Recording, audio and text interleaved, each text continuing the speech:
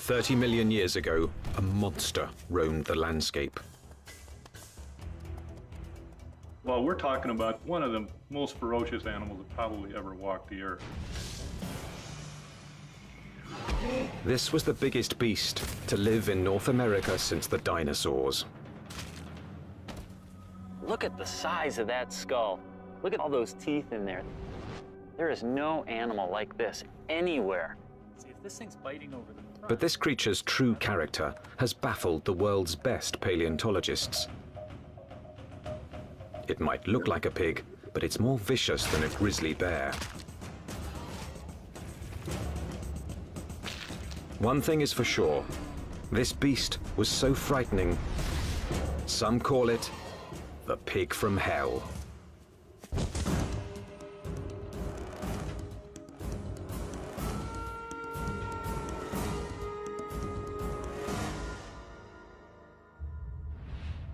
Prehistoric America, 30 million years ago, the dawn of the Oligocene epoch.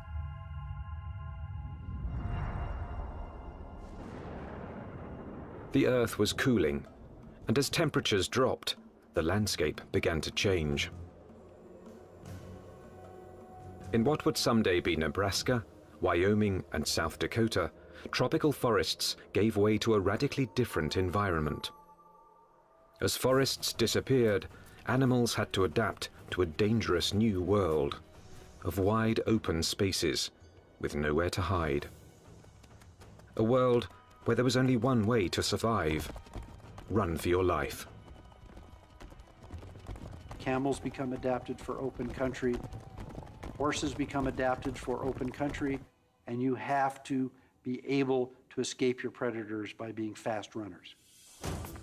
As prey animals became harder to catch, predators also had to change.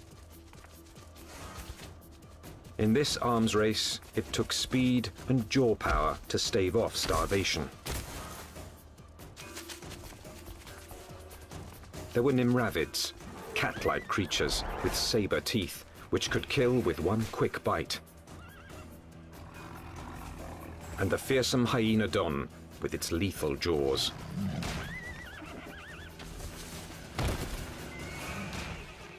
There was another animal stalking these deadly grasslands. Scientists call it the entelodont.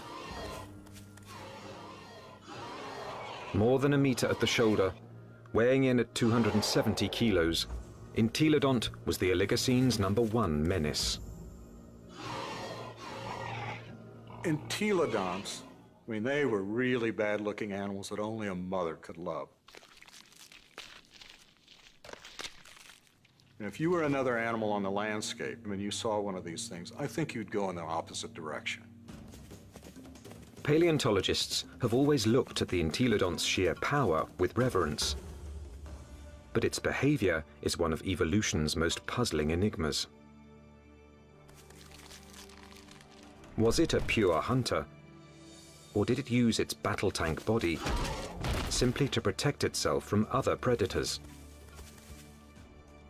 Between the biting and the chewing, you wanted to stay away from the business end of this animal. Just look at it. Look at the size of that skull. Look at this, all those teeth in there. There is no animal like this anywhere.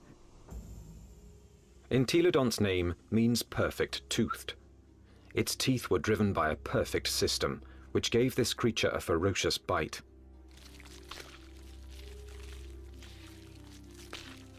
Its jaw power came from two massive cheekbones that leveraged the muscles and supercharged them, driving the deadliest jaws of its time. Jaws that could open 90 degrees and could clamp down harder than a hippo's or a crocodile's. This beast was bioengineered to bite. But what it was eating and why remains a mystery. Entelodonts have no modern relatives, no modern close relatives. So it makes it a challenge for a paleontologist to figure out how they made their living. What would an animal with such an enormous flange on its face, such enormous teeth, be eating? What was it doing? Entelodont fossils first caught the attention of scientists in the 1850s. They decided it was a bear-like creature. But then grooves in the teeth suggested that entelodonts were digging for plant roots, meaning that they literally ate like pigs. Today, scientific analysis has confirmed that the entelodont's closest living relative is the pig. But while this creature has some pig-like features, scientists have struggled to place it in any one category. In many ways, they're analogous to pigs, but they're also analogous to bears. They're also analogous to hyenas. Nobody's thought about these animals before. And there's no animal alive today that is a direct comparison to entelodonts. The lifestyle of entelodonts has provided paleontologists with difficult questions. A new generation of scientists is looking at the entelodont to determine why this plant-eating animal had teeth like a carnivore. Entelodont jaws held 4 different kinds of teeth: canines, incisors, premolars, and molars at the back. The back molars were ideal for grinding vegetation, but it's hard to imagine that the entelodonts would have needed such lethal canines and incisors just to grab plants. Then, in 1993, a discovery suggested that entelodonts were chewing on much more than plant roots. We've got a set of vertebrae here. You can see the neural spines are evident. For over 15 years, this quarry site in the Badlands of South Dakota provided paleontologists with a multitude of fossils from the animals that shared entelodonts' world. There it is. First time out in 33 million years, huh? 30 million years ago, this place was a watering hole crowded with rhinos, camels, and early horses.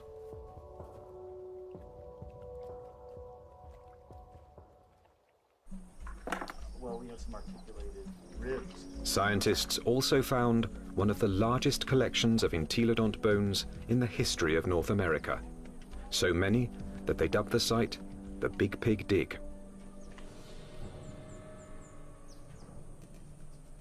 Fossil hunters also found the prehistoric equivalent of fingerprints, entelodont teeth marks, all over the bones of the biggest and fastest animals of its time.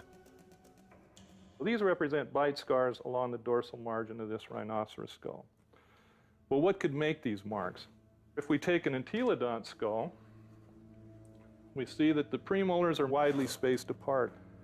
So when we lay that over the top here, lo and behold, they're matching up quite well, suggesting that this animal is at least a likely candidate for biting through the top of the skull of this rhinoceros. The dig presented key evidence that entelodonts didn't just eat plants, suggesting that they were less like modern pigs and more like fearsome prehistoric predators.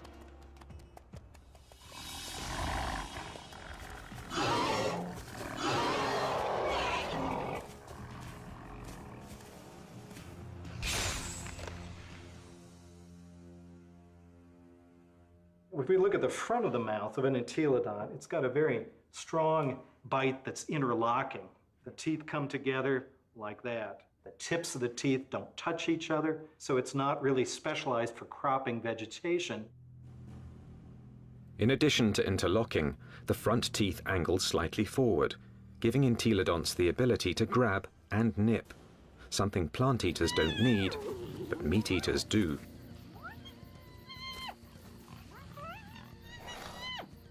The incisors and the canines have been perfectly capable of tearing a bite out of a carcass.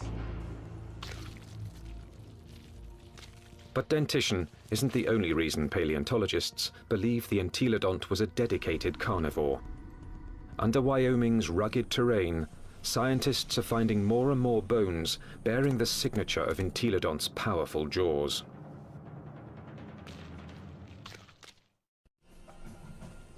Across the Great Plains of North America, scientists are investigating a prehistoric pig. Entelodont has the teeth and jaws of a fierce predator, but its long, thin legs and cloven hooves suggest it might not be a very good hunter, because it couldn't use them to grab prey. Who was this beast, nicknamed the Pig from Hell? One veteran fossil hunter believes he's found the answer. I look at him as an attack predator, that he was top-of-the-line predator, just like the lion is today in Africa, and just like T-Rex was in the late Cretaceous. Paleontologist Kent Sundell has great respect for this creature's power to kill. At Wyoming's White River Formation, he's found what he thinks is ultimate proof of its hunting prowess. 25 million years ago, this was a flat plain near a river where horses, camels, and rhinos gathered to drink.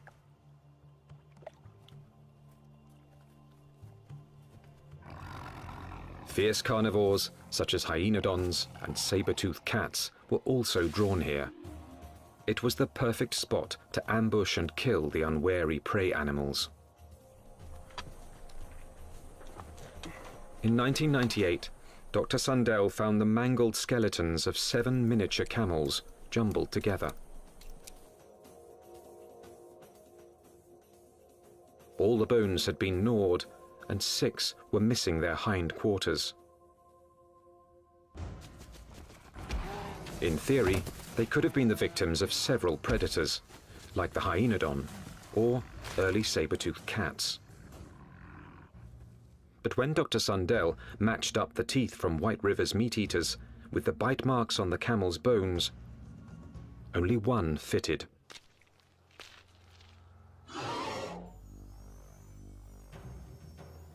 Bite marks alone don't prove these camels were killed by an entelodont, but where the bite marks are might be a clue. On the camels, I showed they were bitten in the back of the skull and at the top of the neck.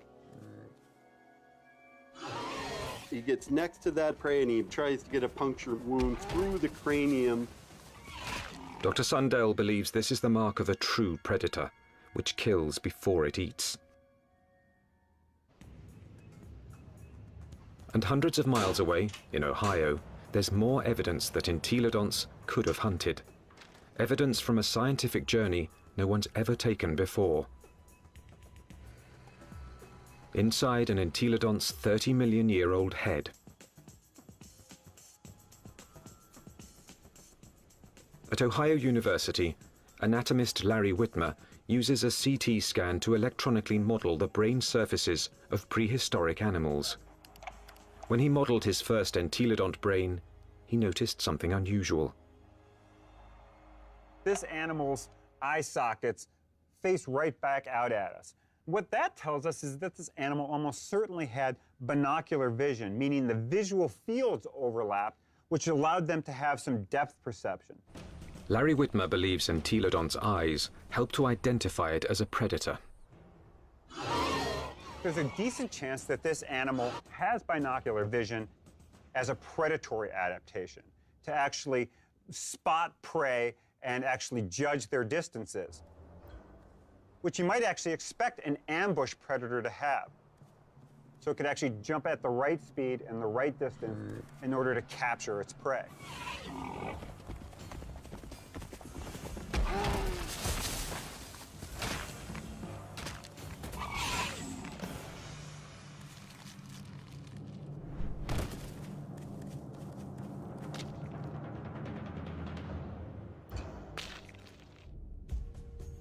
But entelodont's bizarre bioengineering doesn't inspire confidence that it could run and jump. Its body bones are light compared with its massive skull. But in fact, entelodonts easily carried their enormous heads, without tipping over, using powerful packs of muscle bulging from the top of the spine to the legs, and from the back of the head to the tail. The animal's head was cantilevered out in front of its body with these ligaments that ran from these spines down to the skull. It had full muscle all along either side here, and it had muscles coming from the sternum up to the jaw down here. Massive muscles carried its oversized head.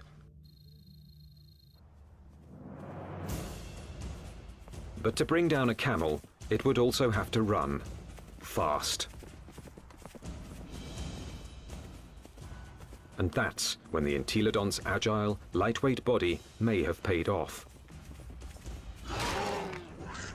There's just one problem. When a predator catches its prey, it relies on its claws to grab it and bring it down.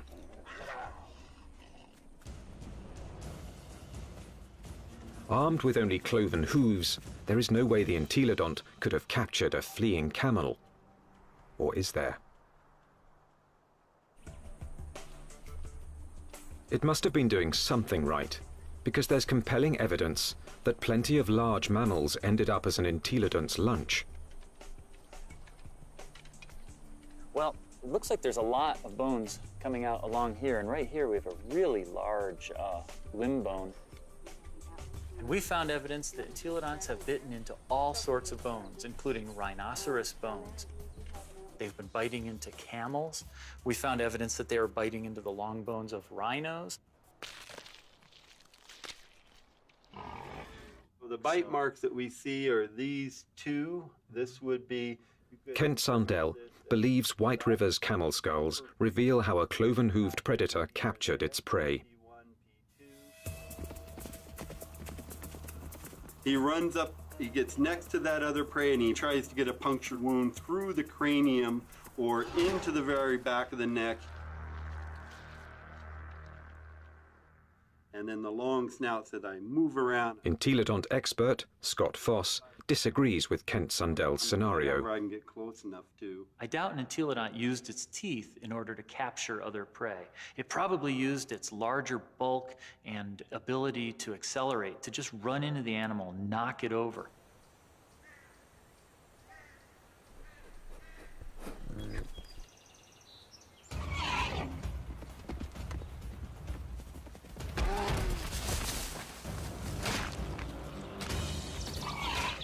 Once I had that animal knocked over, then the teeth can go into business, then the jaw goes into business, and it could crush whatever it went into. And it probably bit the animal right there in the head. Entelodont had all the tools necessary to kill prey animals. But there is more to the job of hunting than just the kill. A top-flight predator must have the ability to find and ambush its quarry. To understand this part of the process, science needs a fossilized window into an entelodont's world. What would we see if we could follow in an entelodont's 30-million-year-old footsteps? At a fossil site in Nebraska, that's exactly what scientists have done. And these footsteps have led them on the trail of the creature's hunt for food.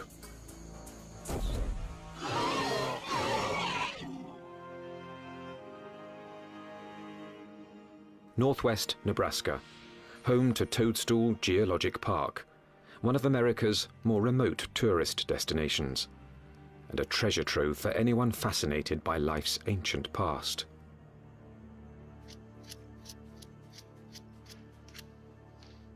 Okay, here's our heel pad. Toe, toe, center hoof, which bears most of the weight, the middle toe. So that makes this a very nice rhinoceros print. 30 million years ago, these solid rocks were muddy stream banks, where migrating animals left their footprints, still preserved in Toadstool's rocks. Well, once we get it clean, it's a very nice rhino.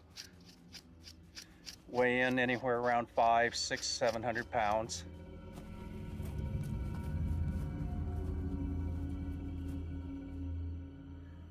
Dave Nixon has spent over 25 years analyzing the fossilized animal tracks of Toadstool Park. So on the first slabs over there. He pours water on 30-million-year-old tracks to make them more visible. He can then interpret the animal's behavior.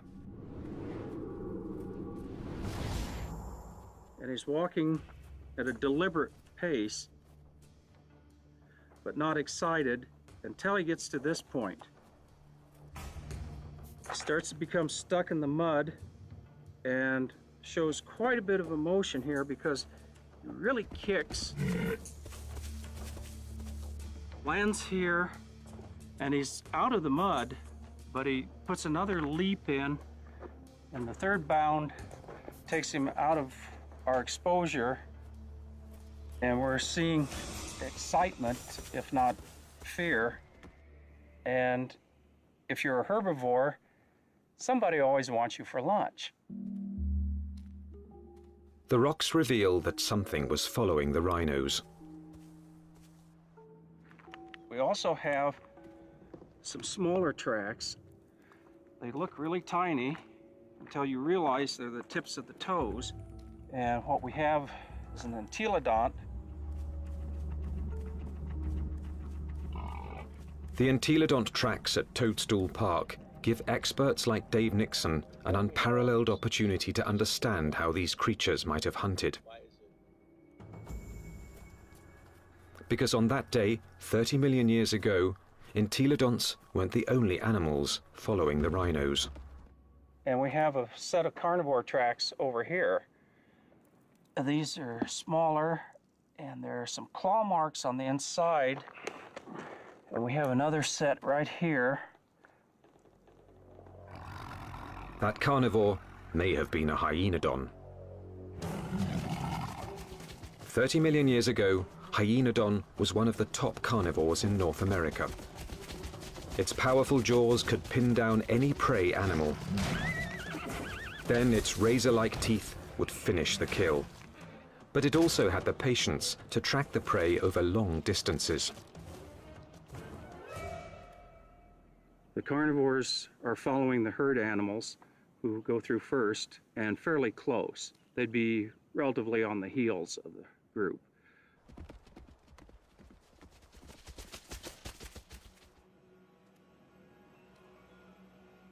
Mysteriously, the tracks also reveal that the entelodonts were letting the competition get closer to the prey. They're following the main herd, but they're not as close in time. Why would a hungry entelodont on the trail of a meal allow another predator to rush in for the kill? The answer may lie in the most puzzling evidence of all. What's interesting, the rhinos are going that way, and the entelodonts are running at about a 45-degree angle to the rhino trail. Zigzagging seems a strange path to take if the hyenodon was closing in on the prey. But some experts believe entelodonts might have had a very good reason to zigzag. A reason revealed by a CAT scan. When anatomist Larry Whitmer modeled the surface of an entelodont's brain, one exceptionally large nerve cluster got his attention. The size of these things right here. And what these are nerves that are actually bringing sensory information in from the snout. This was no bloodhound, but it still had a very respectable sense of smell, and this smelling apparatus here certainly would have been well adapted to pick up the smell of a carcass. And that could explain why the Toadstool Park entelodont zigzagged while following the rhinos and hyenodon. Zigzagging could have helped its nose track the smell of a kill. It's searching. If, say, something's here or here, as you go around it, as the wind brought the scent to you, you'd be able to basically triangulate in on it and go find it. So if you were, the wind's from this direction and you're upwind, you'd miss it. But as you came this way, you'd be downwind and catch it, and you could double back.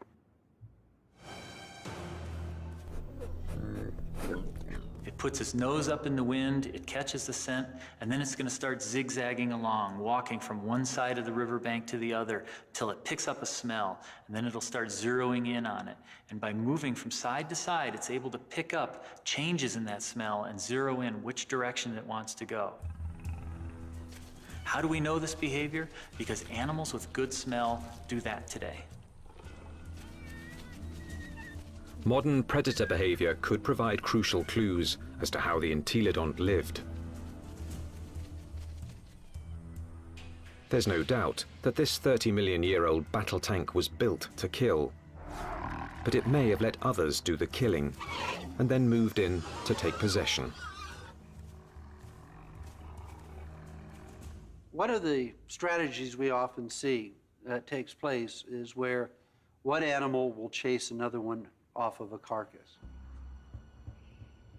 We see this at Yellowstone National Park, where wolves will bring down an elk and a grizzly bear will chase off the wolves because it's bigger, it's nastier. This might have happened to the hyenodon at Toadstool Park.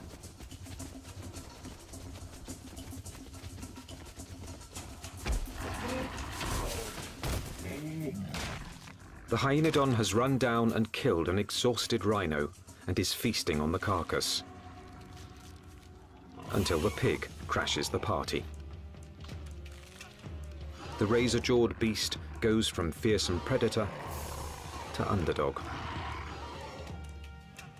The hyenodon might get in a few blows, but the entelodont's bulk would overpower its rival.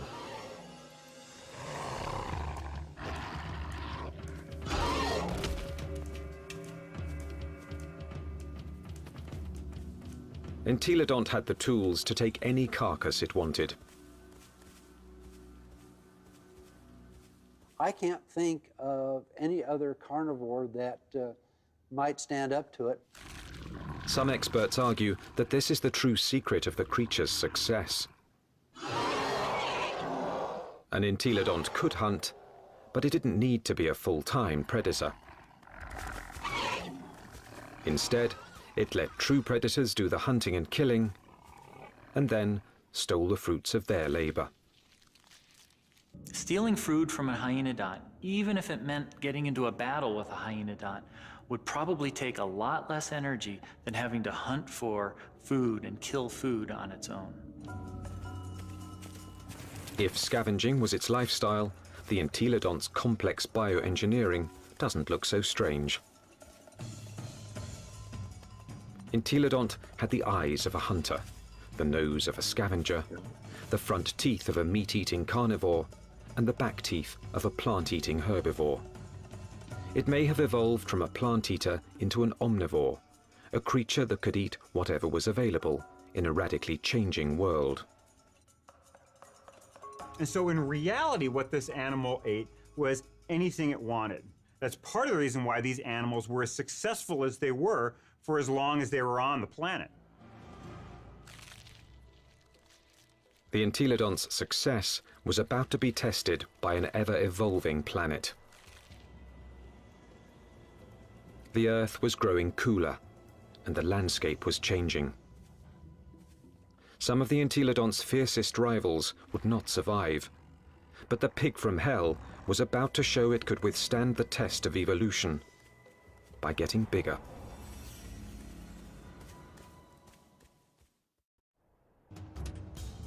"25 million years ago, entelodont reigned supreme.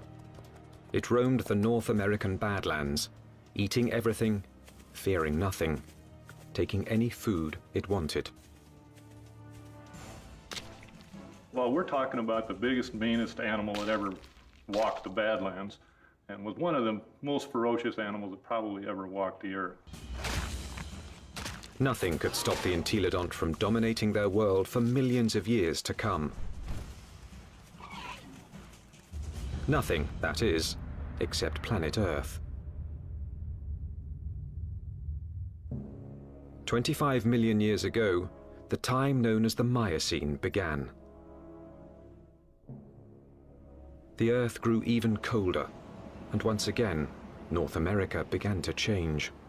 The trend towards drying, a more arid environment continued, and you see woodlands become less frequent, become more scattered, spotty, confined along rivers. So you're talking about an open grassland environment very similar to what we think of the Great Plains today. The fossil record reveals that as plant foods grew more scarce, mass extinctions began. Survival depended on traveling long distances to find something to eat. One of the selective factors that we see going on is animals becoming larger because it enables them to cover larger distances to find the food resources that they need to survive. And that meant that predators were confronted by a life or death problem. Now, the animals they hunted were bigger, faster, and much harder to kill. It's like an arms race. If the prey become much larger, they become too big for carnivores to handle, and so the carnivores have to get larger in order to be able to feed on these larger prey items. Some predators, such as Hyaenodon, couldn't meet the challenge.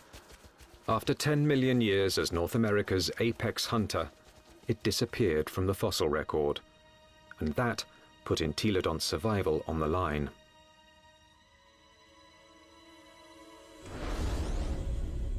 When the predator is gone, the scavenger is now in danger. The scavenger now needs to adjust its lifestyle. And if the scavenger isn't very flexible, it's going to have a difficult time. And in fact, the so-called pig from hell disappeared from the fossil record at about the same time. But this species wasn't gone. Entelodonts evolved to rule the North American plains with a vengeance. This pig hadn't become extinct, it had supersized. This new version stood over 2 meters tall and was 4 to 5 times the size of its predecessor. It still had a battle tank body and a sprinter's legs. Its skull and jaws were now even more massive and more intimidating. It was bigger than a modern bison.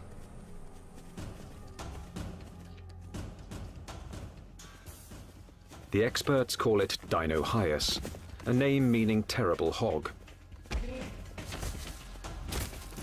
Terrible enough to earn a nickname of its own, the Terminator pig. Dinohyus. This is the monster of monsters. This is the beast of beasts. The skull alone is almost 1 meter long. This thing could bite through anything. The canines are this big around. They're just an enormous animal. And what is it doing? The answer lies at Agate Springs, Nebraska, one of the few places in North America where Dinohyus fossils are found. 24 million years ago, this place was a watering hole, an oasis in the arid sea of grass.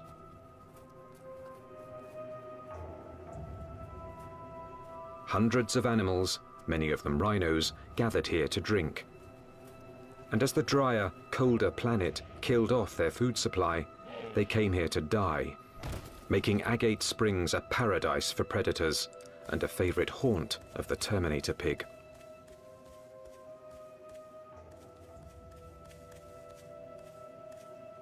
This thing was eating the big animals.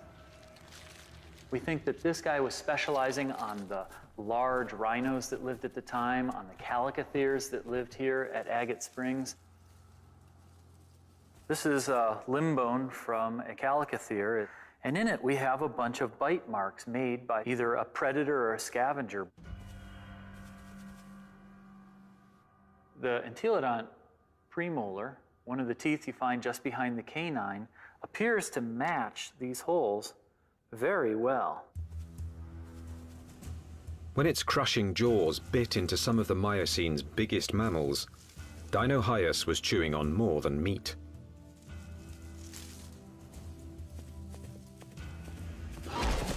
But the important part of this bone is this end here, where it's been broken off. The animal bit through the bone, sheared it off, and then had access to the nutritious marrow that was inside. Bone marrow is one of the most nutritious foods an animal can eat. And in times of mass extinction, it would have been a prime source of nutrition. As the Miocene climate change killed off thousands, a diet from scavenged bone marrow may have allowed the Terminator pig to thrive. The long bones contain marrow, which is good for several years after an animal dies, so think of it as canned fat that would be available during a drought. So the pigs could still find food after a massive die-off, even if they're looking at mostly skeletons. The Terminator pig was the pinnacle of entelodonts evolution. This beast had supersized to survive the Miocene's challenge. And it very nearly succeeded, but not quite. Because in this new world, survival would ultimately depend on a skill set even the Terminator pig didn't possess. 20 million years ago, a new monster predator arrived in North America. The bear dog.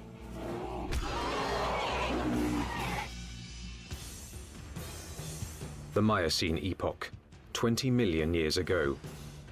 In what's now northwest Nebraska, Dinohyus, aka the Terminator pig, is settling down to eat. The chances are good that its meal will be interrupted.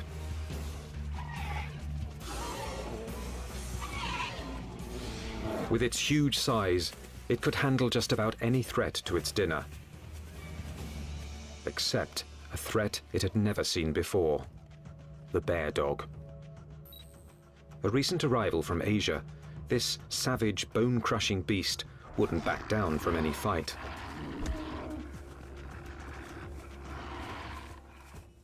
The bear dog migrated from its homeland in China and Mongolia across the Bering Strait to North America about 23 million years ago. Just about the time that North America's top predator, the hyenodon, suddenly disappeared.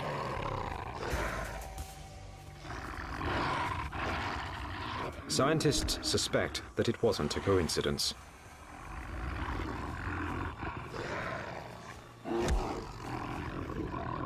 They certainly were probably much better predators in lots of ways compared to hyenodon.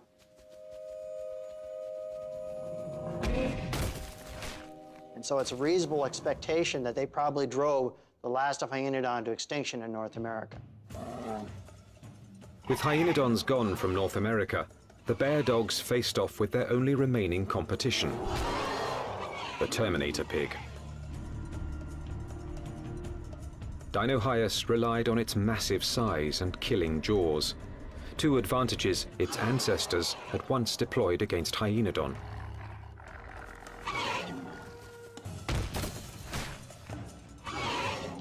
But the bear dogs counterattacked with new evolutionary weapons. Its first weapon was speed. With its heavily muscled, top-heavy body, Dinohyus could be a fast runner in short bursts. But on the vast, open plains, the bear dog's bioengineering was perfectly suited for long-distance pursuit of prey that was becoming much harder to catch.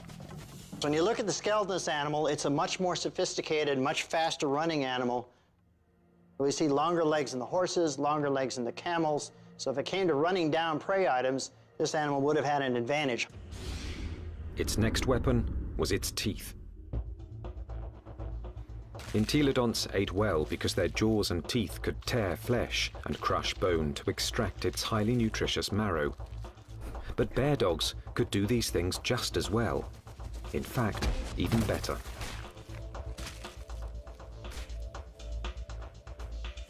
It's a great animal at biting bone, eating bone, crushing it.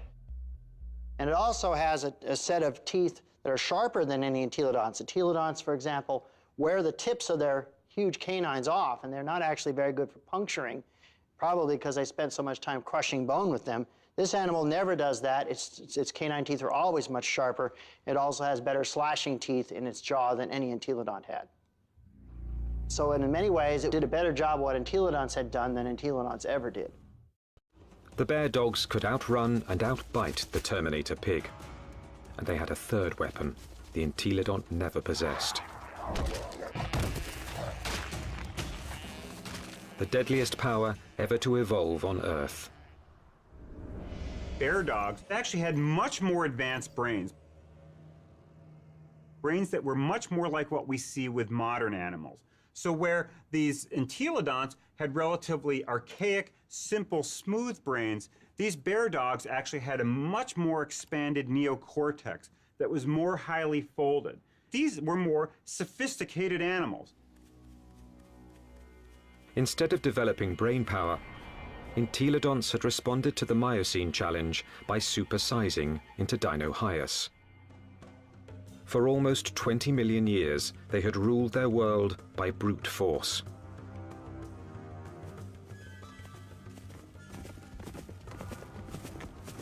But no more. From now on, brains, not brawn, would decide who won and who lost nature's battle to survive. The mammalian world was fully caught up in this neural arms race. That arms race was starting to take place, and these entelodonts apparently were taking part in that. That may have actually put these animals at something of a disadvantage. This was an animal that almost certainly was driven mostly by instinct, with fairly predictable, stereotyped responses. This was not a clever animal. In combat, Dinohyus would have been bigger and stronger, but brain power could have given bear dogs the decisive advantage. Today, intelligent predators like wolves make up for their smaller size by hunting in packs to execute a creative plan of attack. Bear dogs might have followed the same strategy against Dinohyus. It's very difficult for Dinohyus to compete with the bear dogs. With a pack of bear dogs, even a large Dinohyus would have a difficult time chasing them away from a kill.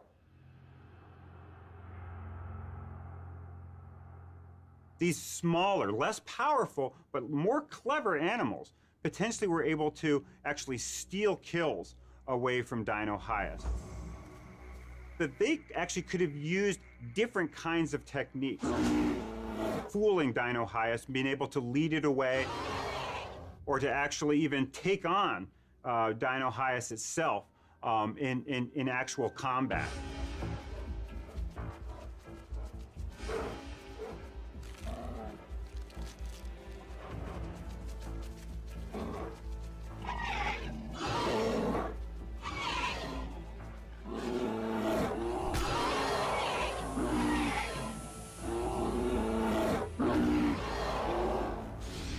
And so this is a more advanced animal in terms of its teeth, in terms of its speed, in terms of its overall body size, and especially in terms of its intelligence. This thing has a much larger brain for its body size than does any entelodont.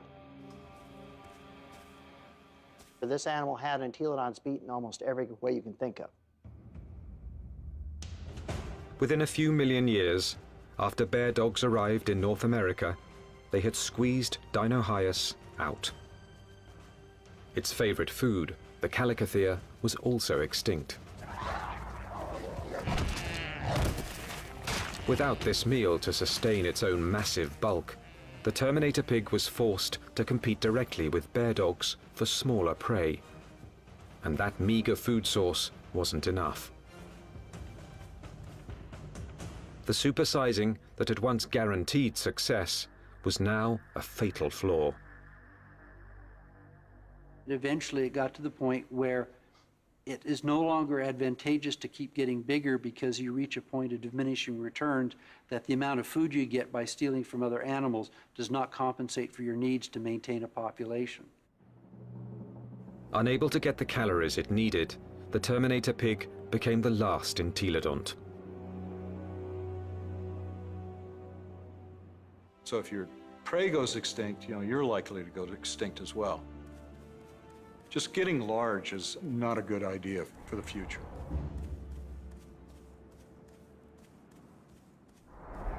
Despite its rapid demise, entelodont was an evolutionary success. It dominated its environment for nearly 20 million years. It had the ability and intelligence to either hunt, scavenge, or forage, allowing it to survive on any available food source. This behavior is now the norm for more modern omnivores, like bears and humans. And some think a bit of entelodont's predatory instinct still lives on.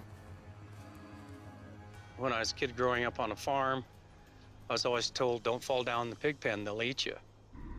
But the entelodont's living legacy isn't what fascinates the experts. Science is unraveling its secrets. Nothing else quite like it has ever walked the earth.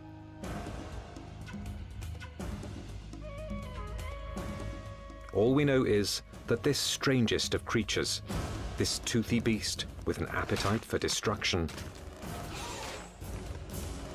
dominated its brutal, dangerous world for tens of millions of years.